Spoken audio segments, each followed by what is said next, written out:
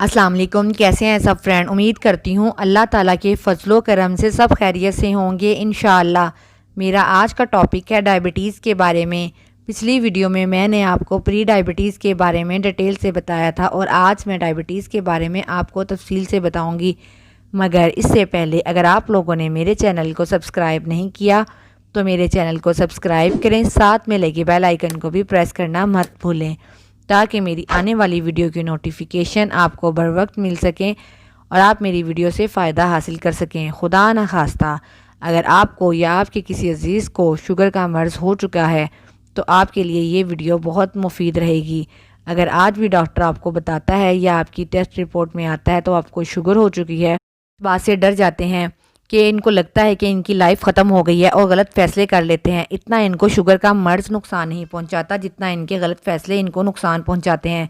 इसलिए अगर आपको या आपके किसी अजीज़ को शुगर का मसला है, मेरी इस वीडियो को एंड तक लाजमी देखें। सबसे पहले तो ये बात मैं आपको बताऊँगी कि शुगर का मर्ज़ आखिर है क्या। जब भी आप कुछ खाते पीते हैं तो आपके खून में ग्लूकोज़ का लेवल जो है वो बढ़ जाता है। आपके खून में अगर ग्लूकोज़ का लेवल कंट्रोल में रहे और एक हद तक बढ़े, इससे ज़्यादा ना बढ़े, इस मकसद के लिए आपके जिस्म में खून में एक हार्मोन छोड़ता है और इस हार्मोन का नाम है इंसुलिन। इंसुलिन का ये काम होता है कि ये आपके जिस्म में ग्लूकोज़ के लेवल को कंट्रोल में रखता है और आपको एक हद से ज़्यादा नहीं बढ़ने देता। ये इंसुलिन जिस्म में एक मखसूस हिस्से में पैदा होता है जिसे लबलबा कहते हैं। जब आपका लबलबा कमज़ोर पड़ जाता है तो इसकी मुख्तलिफ़ वजूहात हो सकती हैं कि आप में के जिस्म में इंसुलिन बनने की मिकदार कम हो जाती है। इस कंडीशन को शुगर कहते हैं, यानी आपका लबलबा उस मिकदार में इंसुलिन नहीं बना पाता जिस मिकदार में उसको इंसुलिन की ज़रूरत होती है।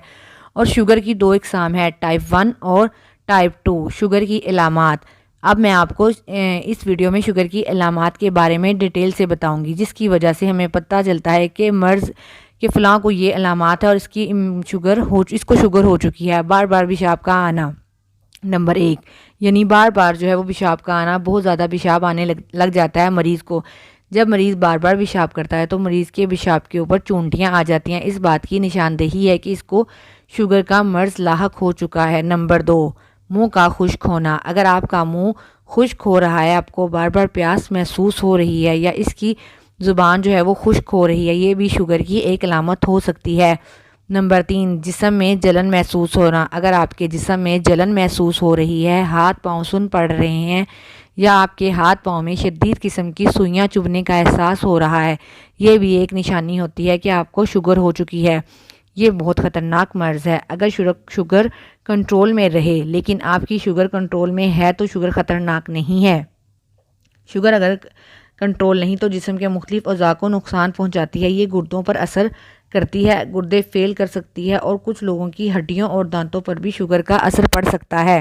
दांत जो हैं वो टूट सकते हैं और कुछ लोगों की आंखों पर भी काफ़ी असर अंदाज होती है। हड्डियां कमज़ोर होने की वजह ये होती है कि हड्डियां या तो कमज़ोर हो जाती हैं, चलने फिरने में मुश्किल होती है और आपके जो हैं उठने बैठने में आपको काफ़ी प्रॉब्लम महसूस होती है। आपके घुटनों में भी पेन हो सकती है, आपके मुख्तलिफ जॉइंट्स पर भी ये असर कर सकती है। आँखों पे इस तरह असर करती है कि आपके नज़र आना या तो बंद हो जाता है या फिर अगर शुगर जो है वो काफ़ी ज़्यादा आँखों पर असरअंदाज होती है, नज़र कमज़ोर भी हो सकती है। शुगर को कंट्रोल करना ही इसका सही इलाज है। शुगर को कंट्रोल करने के लिए आपको अपने लाइफस्टाइल में जो है वो चेंज लेकर आना बहुत ज़रूरी है। शुगर को हम किस तरह कंट्रोल कर सकते हैं? आगे चलकर बहुत आसान हल है जो आपको अपनी सही डाइट, आप जो है वो अपनी डाइट को सही कर लें तो ये बहुत अच्छा है। अच्छी खुराक लें, इससे हम अपनी शुगर को कंट्रोल कर सकते हैं। डाइट से मुराद ये है कि आप क्या खाते हैं, आप क्या नहीं खाते, इस वक्त खाते हैं ये और किस मिकदार में खाते हैं। मुख्तलिफ खाने पीने की चीज़ें मुख्तलिफ मिकदार में आपके खून में इंसुलिन को कम या ज़्यादा करती हैं। जैसे कि अगर मैं आपको बताऊं कि पॉपकॉर्न की बात करूं तो वो आपके जिस्म में जो है वो ग्लूकोज़ का लेवल बढ़ा देती है और इसके मुकाबले में अगर हम भुने हुए काले चने इस्तेमाल करते हैं तो ये आपके खून में इंसुलिन का लेवल तेज़ी से नहीं बढ़ने देती बल्कि आहिस्ता आहिस्ता बढ़ने देती है। अगर किसी को शुगर का मर्ज़ है तो उसको सुबह के नाश्ते में से लेकर रात के खाने तक अपनी डाइट का ख़ास ख्याल रखना होता है। अगर सुबह नाश्ते की बात करें तो सुबह नाश्ते में कभी भी आपने जो है वाइट ब्रेड इस्तेमाल नहीं करनी। ब्राउन ब्रेड का इस्तेमाल करें। आपने जो है रिफ़ाइन आटे से बनी हुई रोटी या नान वगैरह का इस्तेमाल बिल्कुल नहीं करना। ये आपके खून में ग्लूकोज़ के लेवल को बढ़ाती है और इसकी निस्बत ब्राउन ब्रेड का इस्तेमाल ठीक है। और इसके साथ साथ बेसन की रोटी भी बहुत अच्छी है। शुगर के मरीज़ों के लिए बेसन की रोटी खून में ग्लूकोज़ के लेवल को नहीं बढ़ने देती, लेकिन अगर हम वाइट ब्रेड की बात करते हैं तो इसके इस्तेमाल में खून में ग्लूकोज़ का लेवल बहुत तेज़ी से बढ़ता है। इसलिए शुगर के मरीज़ कभी भी नाश्ते में वाइट ब्रेड का इस्तेमाल ना करें, बल्कि ब्राउन ब्रेड का इस्तेमाल करें। बाज़ दफ़ा ऐसा भी होता है कि ब्रेड के नाम पर लोग आपको ब्राउन ब्रेड जो है वो आप ख़रीदते हैं, तो वाइट जो ब्रेड है इसमें ब्राउन कलर का इस्तेमाल कर देते हैं और सेल कर देते हैं और हम घर लाकर मरीज़ को खिला देते हैं। इससे क्या होता है कि खून में जो है सम टाइम ग्लूकोज़ का लेवल बढ़ जाता है। ये मेरा मशवरा ये है कि अगर ब्राउन ब्रेड आप इस्तेमाल करती हैं तो अच्छे ब्रांड की इस्तेमाल करें, वरना आपने ब्राउन या वाइट ब्रेड दोनों इस्तेमाल नहीं करनी। शुगर के मरीज़ों के लिए बेस्ट नाश्ता है उबले हुए अंडे, दूध, सीरियल वगैरह का इस्तेमाल करें, जौ का दलिया इस्तेमाल करें। उबले हुए अगर 2 बॉयल अंडे वो सुबह नाश्ते में खा लेते हैं तो साथ में दूध पी लेते हैं, ये इनके लिए बहुत अच्छा नाश्ता है। आप जौ का दलिया भी इस्तेमाल कर सकते हैं और इसमें ड्राई फ्रूट इस्तेमाल कर सकते हैं। और दोपहर के खाने में सैलड का इस्तेमाल लाजमी करें। सैलड का इस्तेमाल शुगर के मरीज़ों के लिए बहुत अच्छा है। शुगर के मरीज़ों को चाहिए कि वो दोपहर के खाने में प्रोटीन का इस्तेमाल लाजमी करें, गोश्त लाजमी खाएं। अगर सब्जियों की बात करें तो सब सब्जियां जो हैं उनका इस्तेमाल ज़्यादा करें। शुगर के मरीज़ों के लिए ये बहुत अच्छी है। आलू और अरवी जैसी सब्जियों को मुकम्मल तौर पर बंद कर दें और इसके खाने पर जो है वो इसके खाने से मुकम्मल परहेज़ करें। अगर अब रात के खाने की बात करें तो रात के खाने में सफ़ेद चावल का इस्तेमाल ना किया जाए, बल्कि सफ़ेद चावलों की निस्बत ब्राउन चावल का इस्तेमाल करना चाहिए, क्योंकि सफ़ेद चावल तेज़ी से आपके खून में जो है वो ग्लूकोज़ का लेवल बढ़ा देती हैं और सफ़ेद चावलों की निस्बत ब्राउन चावल जो हैं वो ग्लूकोज़ के लेवल को तेज़ी से नहीं बढ़ने देते। इसलिए ब्राउन चावलों का इस्तेमाल करना चाहिए। कोशिश करें कि सलाद आप रात के खाने में इस्तेमाल लाजमी करें। अपनी खुराक में सब्जियों, दालों, गोश्त को लाजमी शामिल करें।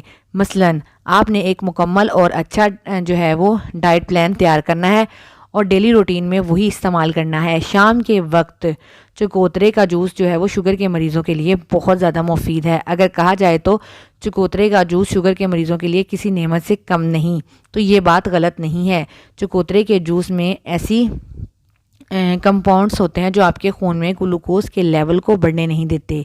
इसके अलावा चकोतरे का जूस ग़िज़ाइयत से भरपूर होता है और इसमें जो है कैलोरीज़ बहुत कम होती हैं।